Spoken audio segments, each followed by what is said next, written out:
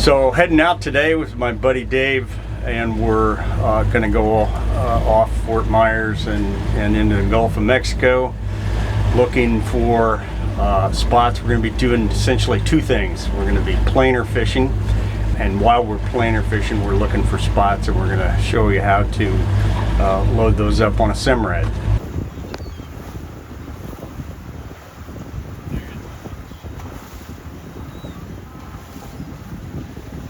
Bunch of dolphin.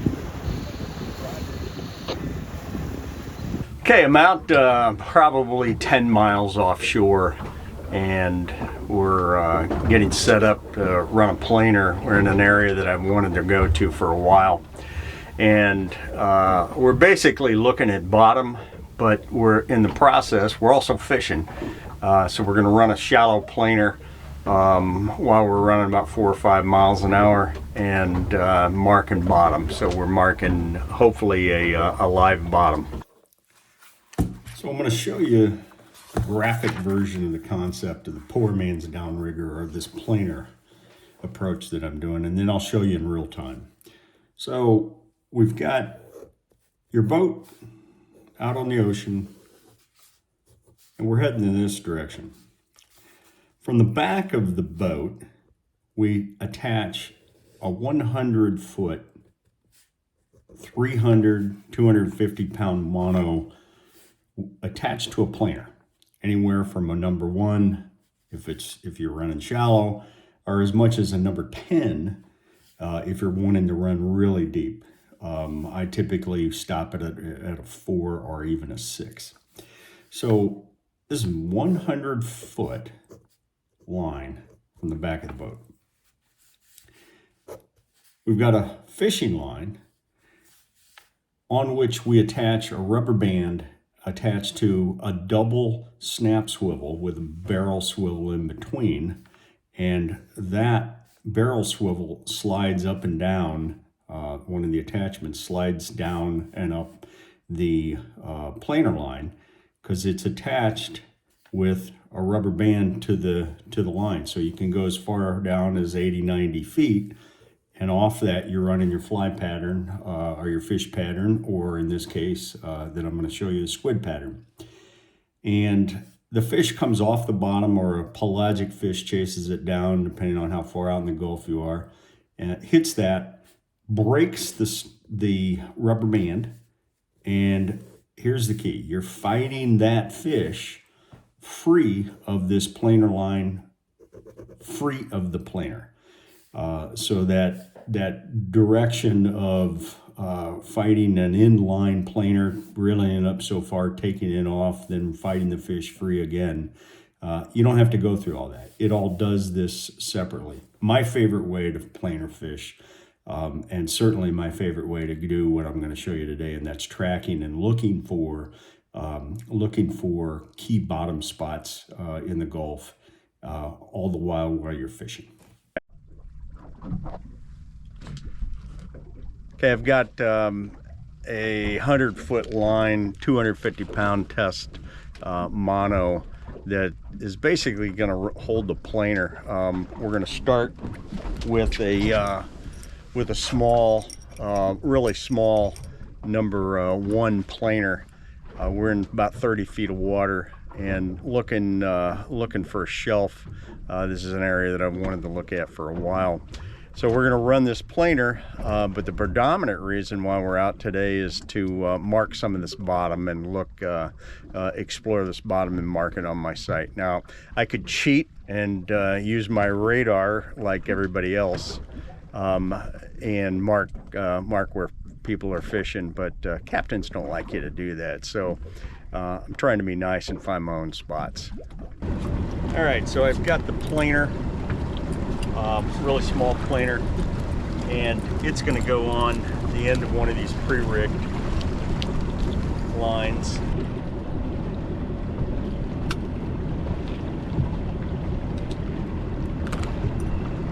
What I want to do is basically, these things come with a hook, but it's this thing probably won't get stuff down more than 10-20 feet, but I want to go shallow first until I really understand this area.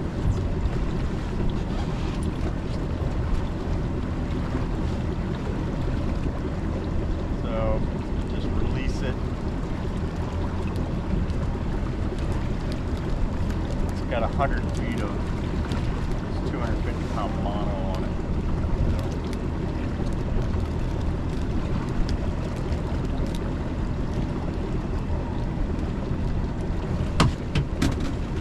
All right. I use a carabiner to attach it to this heavy duty 250 pound swivel.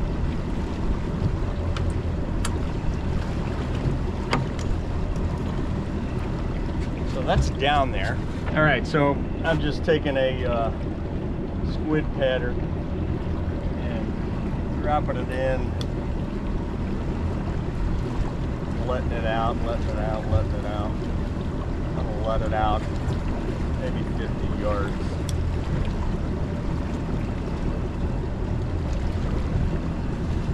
Next thing is I want to put a number 32, 33 rubber band on here.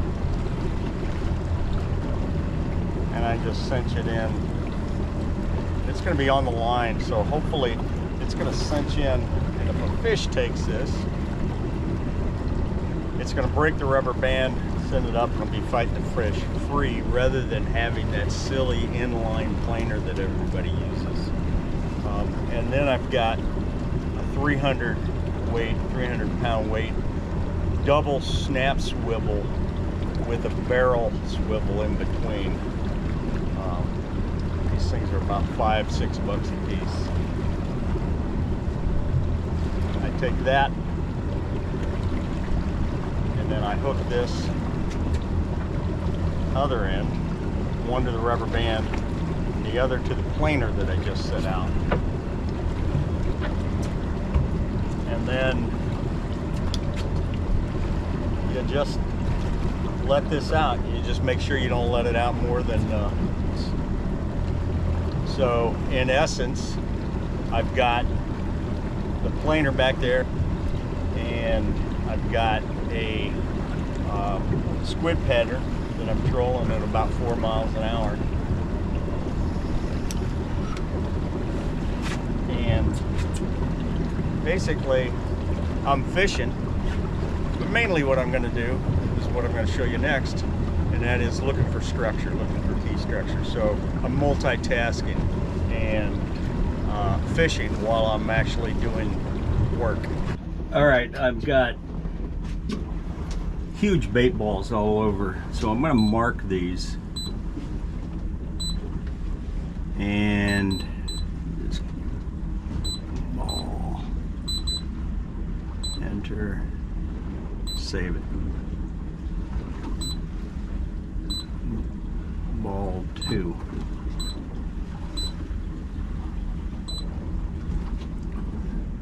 So it's basically, you can see these structures. I'm just marking waypoint, and there's some serious structure here with bait ball on the top of it.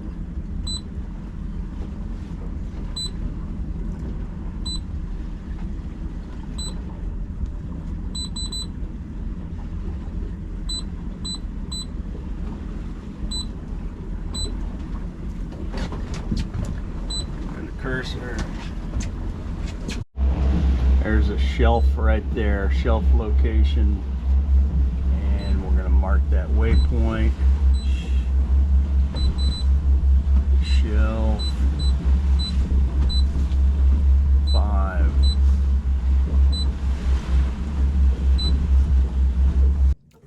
So this is a great section. You can see in both the side scan, the fish in the column and fish on the bottom, bait balls with a few fish around them. So that's what you're looking for. That's what we found running around with this planer and searching for spots like this. Well, we caught a bunch of grunts, and looked like we're still trying to figure out the magnitude of what those fish balls were, but just the waters in this area has got a whole lot of structure and a whole lot of free-floating bait balls. But Like and subscribe as always.